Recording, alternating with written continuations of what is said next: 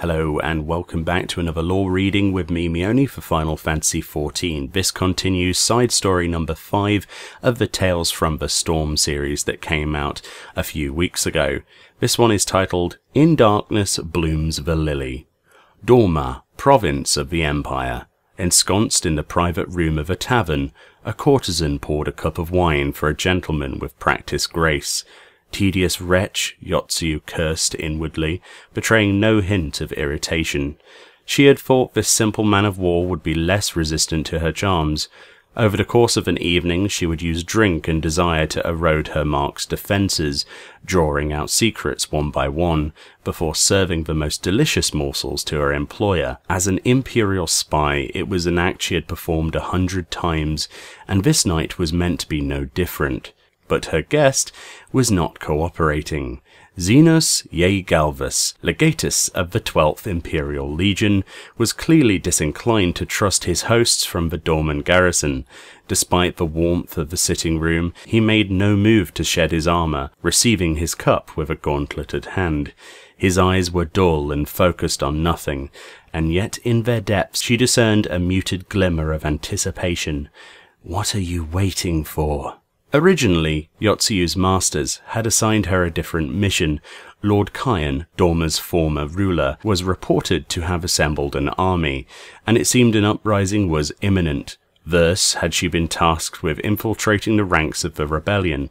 She was to offer them military intelligence, supposedly gleaned from imperial visitors to her establishment, and play the part of a devoted patriot, willing to risk her life to gather vital information. Once in place, she would instead funnel the rebel army's plans back to the Empire, a betrayal of her kith and kin to be sure, though the courtesan felt not the slightest shred of remorse. Was it not her closest kin, her foster parents and her late husband, who had made her life a living hell?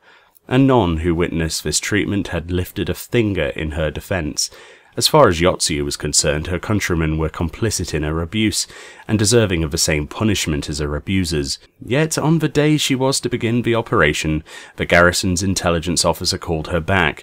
They had received word that an imperial legatus would surely be arriving from the capital to assess the situation in Dorma. Lord Zenos was his name, one she had heard before. With Emperor Solus on his deathbed, a clandestine war of succession was already being waged in Garlemald. Solus's eldest being dead, his grandson Varus was next in line to the throne, but the Emperor's second son Titus had other ideas, and no shortage of support. What he did not have, however, was Varus's standing with the military, nor less a ready heir, this Zenos.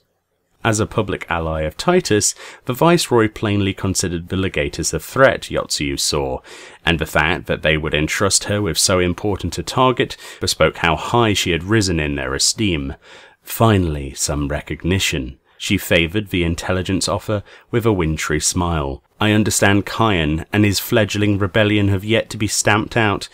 Could it be that the Viceroy's superiors are unsatisfied with this lack of progress?" Yotsuyu feigned a look of sympathy. How galling it must be to have a political rival travel all this way just to prod one's sorest spots. The officer frowned in consternation. "We are well aware that Dorma's present troubles afford our opponents an opportunity to undermine our position, but this visit also offers us an opportunity," he continued, fixing Yotsuyu with a meaningful stare. "If we were to tease from Zenos some insight into his father's plans, we may yet emerge from this exchange with the upper hand." "It's all the same to me," Yotsuyu purred. "Another man, another evening. He passes the night in bliss, and I steal every word that falls from his careless tongue. Simple." They had treated her like cattle, but now she held the switch. She had no taste for the sweet nothings men showed upon her. It was the spectacle of their graceless slide into self-destruction which sated her vengeful appetite, at least for a time. Yet the plans of both Yotsuyu and the Viceroy were defeated at the outset by Zenos's unshakable lassitude. The visiting legatus barely spared his host a glance as he lounged with obvious boredom on the cushions provided. Having braced himself for a humiliating examination of his failures, the Viceroy withdrew in some confusion, leaving Yotsuyu to attend the needs of his guest. The hour grew late, and Xenos emptied his cup again and again, but the wine may as well have been water for the effect it seemed to have upon him. Will the man never get drunk? Yotsuyu wondered in exasperation. Then, just as she had begun to contemplate simply throwing herself naked into his lap, he spoke. What manner of place is this Doma? The courtesan hesitated at the sudden question. She had no shortage of answers, of course, and could gladly wax lyrical upon the shortcomings of her despised birthplace until dawn, but her task was to unburden her target of his secrets, not unburden herself. At least he's talking. I'll loosen that tongue yet. As she looked up, however, the perfunctory response she had prepared died in her throat. The eyes which had spent the evening staring past her now bored into the depths of her soul. I am weary of empty chatter, he warned. Tell me instead how such a face came to hide such bitterness. The tale may serve to amuse me. Such a blunt manner you have, my lord, Yotsuyu quipped, unwilling to relinquish her facade. Shall we blame the sake for this breach of etiquette? Xenos merely stared in silence. It was plain he had no intention of acknowledging her deflection. Rather than feel discomfited, however, Yotsuyu found herself spellbound, the glare of his undivided attention captivating in its brilliance. In an instant of clarity she understood. This man will go far. The sound of falling rain seeped into her consciousness, a sudden hammering downpour that dissolved the moment which had held her frozen. But a connection had been made. The briefest stay in Doma will tell you all you need to know, my lord, Yotsuyu began. Yangsha is a dunghill. Xenos drained the rest of his cup and leaned forward with interest. Ah, there you are. It intrigues me to see a woman struggle with such rage when tradition dictates that she appear meek. Tradition, the courtesan spat. My countrymen strangle themselves with the shackles of worn-out customs and formalities. Their eyes bulge and their limbs spasm, and still they cling to precious notions of honour and sacrifice. Now that she had given voice to her hatred, the words came spilling forth unbidden, a deluge which would have continued unbated had Xenos not risen to his feet. His eyes seemed to seek something beyond the walls of the tavern. Waiting on the storm to cover their approach, he murmured. I was curious to hear more of your story, but the evening's true entertainment has arrived. What? Yotsuyu had barely uttered the question when the nearby window exploded inwards. Ears ringing from the noise, she registered several black-clad forms clambering in through the breach. The intruders drew blades and surrounded Xenos with appalling swiftness.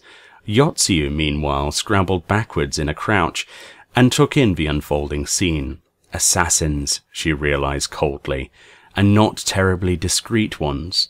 They had dressed themselves in the garb of shinobi, but their swords and the manner in which they held them were distinctly imperial. Bastards, she screamed, furious at her own gullibility. They sent me here to die. Not one of the masked killers so much as glanced in her direction. Xenos himself seemed unconcerned, bored even, as he surveyed the naked steel arrayed against him, making no move to retrieve his own sword, propped out of reach against a wall. The legators calmly addressed the room. Lord Xenos slain in the arms of a Dorman courtesan. Yes, such a scandal is worth the ignominy of failing to protect a royal guest. His lips curled into a humourless smile. And should Dorma's fugitive ruler be implicated in the plot, all the better. The Viceroy would have his reinforcements within a week. The assassins remained mute as they edged closer and closer. In the next instant they were upon him, blades flashing in synchrony, their tightening circle obscuring his armoured form from Yotsuyu's view. Bracing for the inevitable, she was momentarily confused, when each of the attackers seemed to pause in unison, before slumping lifeless to the floor. As they fell, Xenos appeared to her to rise from the tangle of black-clad limbs like a vengeful angel. He stood motionless, his expression unchanged. In one hand he held an assassin's sword. How? Yotsuyu gasped in belief, trying to make sense of what she had just witnessed. She could but assume that he had seized a blade at the last moment, and felled the entire band with one impossible cut. I had hoped that a land on the brink of rebellion might offer some measure of sport. The legatus looked down at his fallen opponents, and grunted in annoyance. But if the Viceroy imagines a handful of hired knives sufficient to remove me from the hunt, I have sorely overestimated my prey."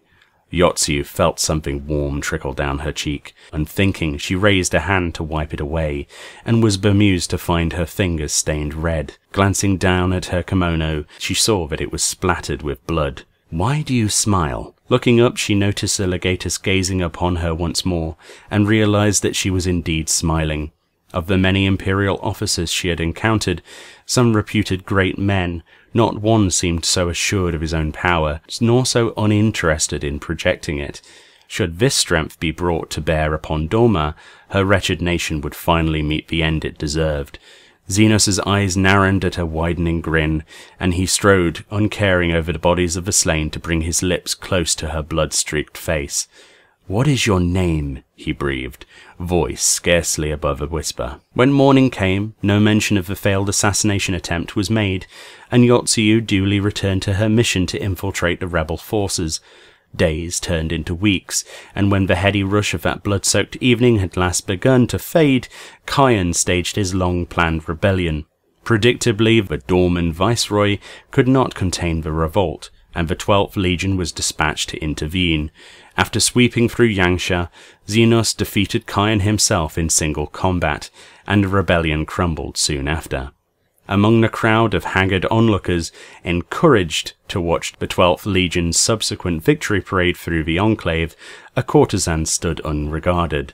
She had eyes only for the man who marched at the head of the procession, his features blank and unchanging under the bitter scrutiny of the Dorman citizenry, and when she slipped away to follow behind the soldiers, there were none who noted her absence. Some few days later, the acting viceroy who would rule over the lands of Dorma in Zenos' stead was announced, a woman by the name of Yotsuyu. The power was hers now, to taunt, torment, and torture every miserable soul who huddled in her hated domain. Draped in an elegant kimono and twirling a slender pipe, she looked down from the walls of Dorma Castle and smiled. Thank you very much for watching this video.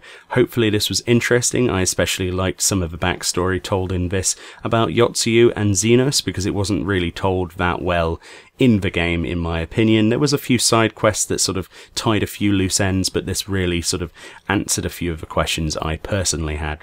Either way, thank you for watching, and I'll speak to you all next time.